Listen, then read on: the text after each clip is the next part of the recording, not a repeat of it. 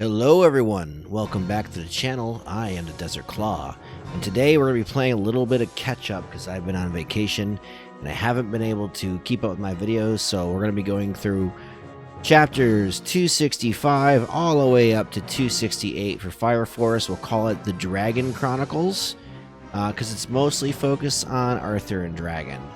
So let's start with 265. So 265 is mostly just all action. I think there's like two dialogue panels in it, and it's just a giant spectacle fight on the land. The heavens are fumbling with lightning. There's water everywhere. Arthur and Dragon are going to town on each other, basically. And it's like one text bubble through this whole thing. So this is literally just an anticipation for the anime to animate this. 265 ends with Arthur actually getting a really good direct hit on Dragon. Looks like across his chest or down his chest. He actually draws blood on him, so Dragon finally has someone to give him a hard time, basically. And that's when that chapter ends. And then 266, called The Free-For-All, which I remember when I saw the title for this, I thought that this meant that somebody else was going to be joining the fight, but it doesn't look like that happened. So one of the major things that stands out to me during this is Dragon is ecstatic that he's actually got someone to fight, and he goes all out, and his form starts to change, and he kind of adopts this infernal type body. Now in this panel I have here, it's not the full transformation. His whole body becomes what I would call infernalized, and it looks more like a dragon helmet on his face. It reminded me of Femto, believe it or not, with just bigger teeth. If you're not a Berserk reader, Femto is a character, we'll say, from Berserk that has a similar outfit to how Dragon, what Dragon looks like here. And so Dragon, he goes all out. He gets on his dragon armor. We'll call it dragon armor, even though it looks like he's an infernal. And the earth cannot contain the battle anymore. And so Dragon basically grabs Arthur and launches him into space. So they can continue their fight unaltered or unabated, if you want to call it that. And so the next chapter, chapter 267, called Space Knight, has them continuing their battle in space. And the chapter starts out with Arthur's father gazing into his hat once again. And he says out loud that the prophecy that he was talking about was actually about Arthur. And also, you get to see Arthur has like 4 siblings, it looks like. 3 of them are grown, one's a baby.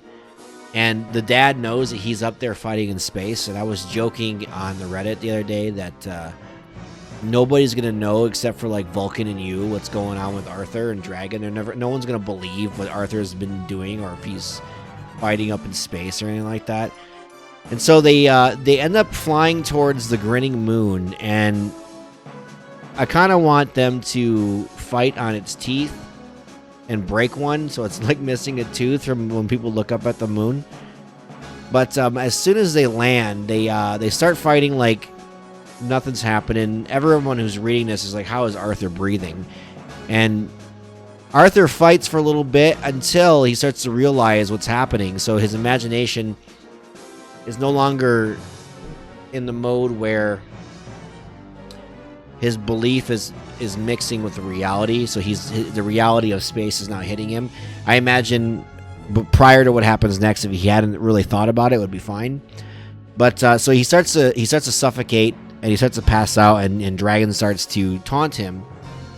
And Dragon actually lifts his face mech down and says, you couldn't dispel my despair, and here I had hoped this fight would continue to the end of time. And then Arthur puts on the star ring, which was an object that was given to him by Vulcan when he got Excalibur. And with that altered the delusion in Arthur's mind that this enchanted ring, it's not really enchanted, but in Adola it is, gives him the ability to breathe in space and fight in space. This kind of reminded me of the underwater materia in the OG Final Fantasy VII. I'm sure it'll be in the remake as well, but it gave you the ability to breathe underwater when you fought Emerald Weapon, and since this is a very gamified thing.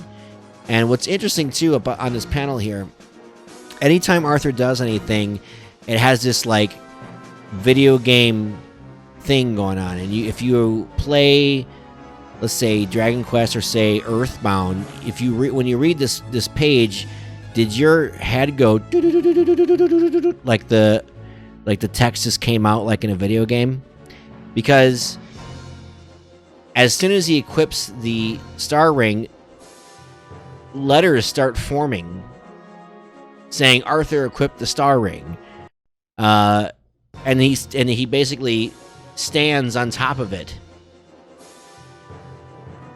which is now we're starting the most newest chapter, 268. And so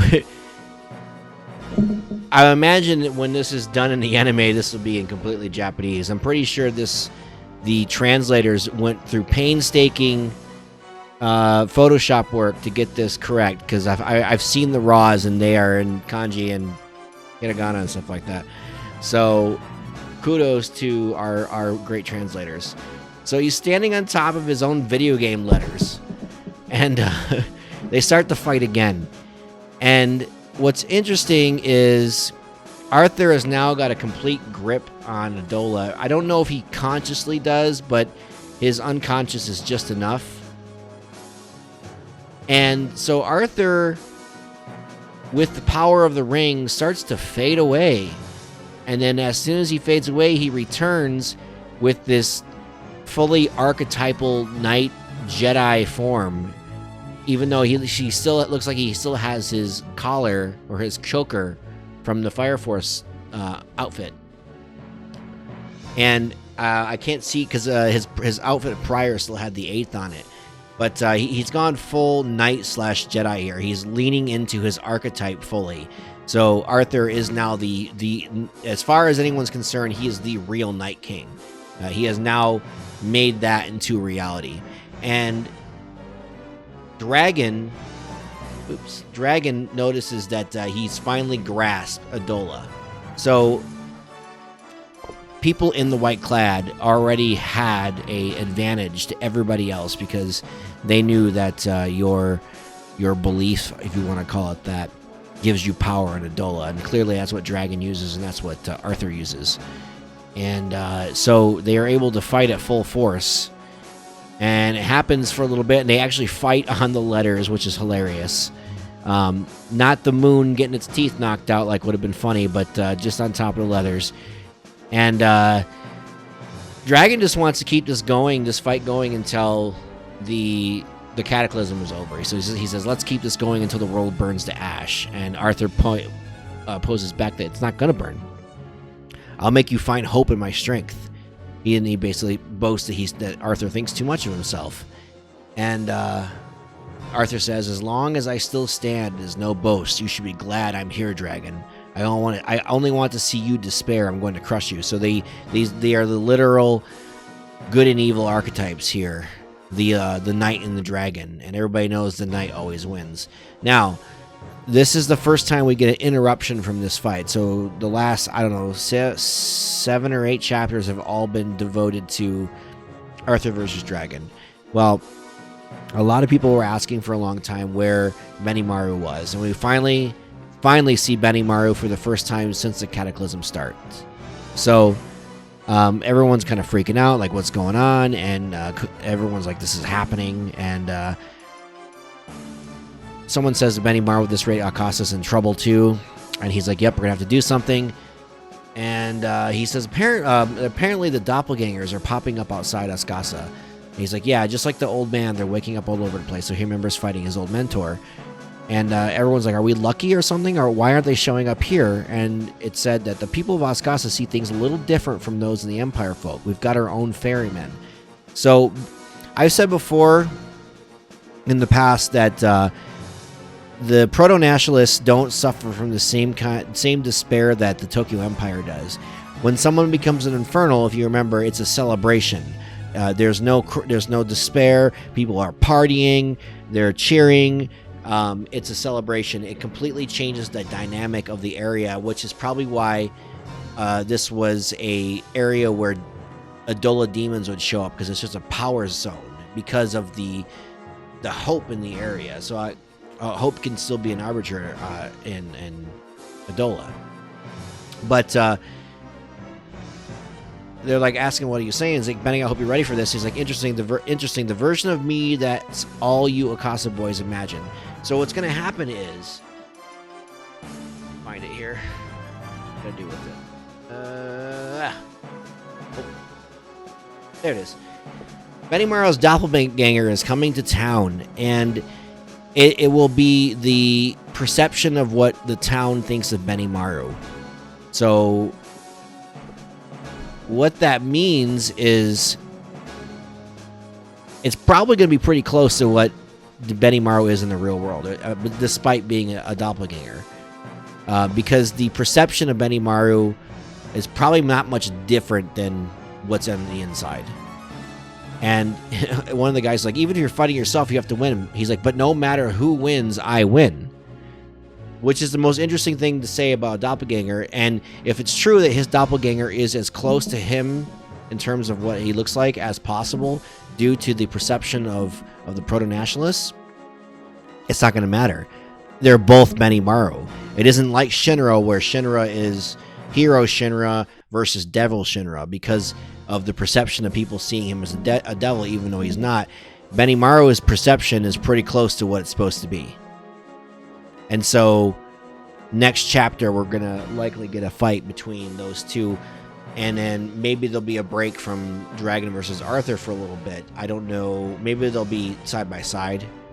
But one other interesting thing at the end of this chapter is we finally get to see Shinra for the first time in Adola. And unlike Sumier, who seems to have a little bit of freedom, he's actually trapped in a pillar.